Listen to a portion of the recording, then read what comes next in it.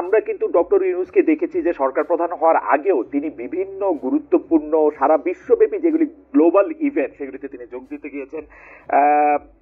কিন্তু এইবার doctor ইউনূসের Italy সরকারের কেউ স্বাগত জানায় নাই। অন্যদিকে আপনার ফেসবুকে পোস্ট দিয়ে বাসসের ভুল ধরিয়ে বলতে হচ্ছে ইতালির প্রধানমন্ত্রী ও প্রধান উপদেষ্টা বৈঠক করবে, এমন কথা কোথাও বলেননি। এগুলি কেন হচ্ছে? মানে মানে আপনি কি একটু বলবেন যে মানে ডক্টর মোহাম্মদ ইউনূসের প্রোফাইল কি সরকার প্রধান হওয়ার পর একটু নেমে গেছে নাকি? মানে না না, এটা এই যে ট্যুরগুলো হলো এগুলো খুবই ক্রুশিয়াল ছিল, আমাদের জন্য খুব দরকার। এটা বাংলাদেশের যে সারা পৃথিবীতে যে আমাদের যে প্রেস্টিজের যে অধপতন হয়েছিল সেটাকে পুনরুদ্ধারের জন্য, এবং আমাদের যে গভর্নমেন্ট এবং আমাদের যে একটা রিভলিউশন হলো তার জন্য যে আমাদের সাপোর্টের জন্য, সাপোর্ট আমরা সহযোগিতার জন্য আমাদের অনেক চিফ অ্যাডভাইজার অনেকগুলো ট্যুর করেছেন। মোট আমি মনে হয় 14টার মতো বা 15টার মতো 14টা ট্যুর করেছেন।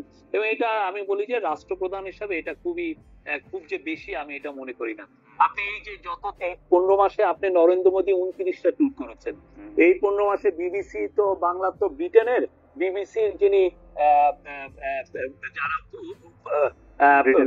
অথরিটি, হ্যাঁ ব্রিটেনের প্রাইম মিনিস্টার 31টা ট্যুর করেছেন এই সময়ে। তো এগুলো তো মানে এটা একটা পার্ট অফ ইউর জব। আপনার ফরেন পলিসি পুরো পৃথিবীতে আসলে লিড করে ওই দেশের সরকার প্রধান, এবং উনি ওই কাজগুলো করছেন। এই যে রোম সফরটা খুবই ক্রুশিয়াল ছিল, এবং প্রত্যেকটা সফরই ওনার যে আমি বলি যে খুবই ক্রুশিয়াল ছিল। মানে প্রথম কথা হচ্ছে যে এগুলির ফল নিয়ে প্রশ্ন উঠতেছে যে এগুলির ফলাফল আমরা আসলে কি পাইলাম। দ্বিতীয় কথা হচ্ছে প্রশ্ন উঠতেছে যে তিনি এইগুলি সফর করতেছেন কিন্তু এগুলি সেই অর্থে খুব হাই প্রোফাইল সফর, খুবই আমি বলবো যে আমরা লন্ডনে গেলে লন্ডনের প্রধানমন্ত্রী দেখা পাই না। না না, লন্ডনে যে কিং এর সাথে দেখা হয়েছে 35 মিনিট কিং এর সাথে তার অডিয়েন্স ছিল, কি বলেন দেখা হয় না?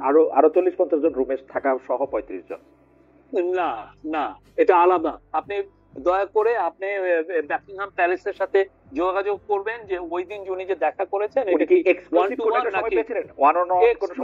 35 মিনিট পেয়েছেন, এক্সক্লুসিভ 35 মিনিট পেয়েছেন, মানে কনসালটেশন এক্সক্লুসিভ। মানে কি বলে, মানে উনি তো আলংকারিক একজন। মানে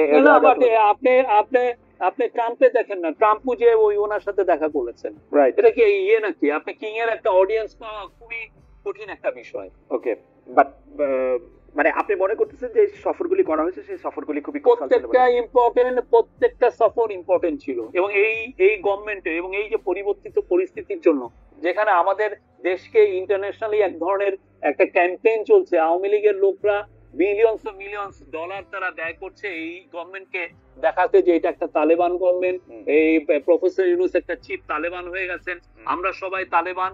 এই ধরনের একটা যেখানে রিলেন্টলেস একটা মিস ইনফরমেশন ক্যাম্পেইন হচ্ছে, সেই জায়গায় আমাদের বারবার প্রতিটা বিশ্বের সমস্ত জায়গায় যেতে হচ্ছে, আমাদের বলতে হচ্ছে যে হোয়াট কাইন্ড অফ রেগুলেশন ইট ওয়াজ, এবং এই গভর্নমেন্ট কি কাজ করছে।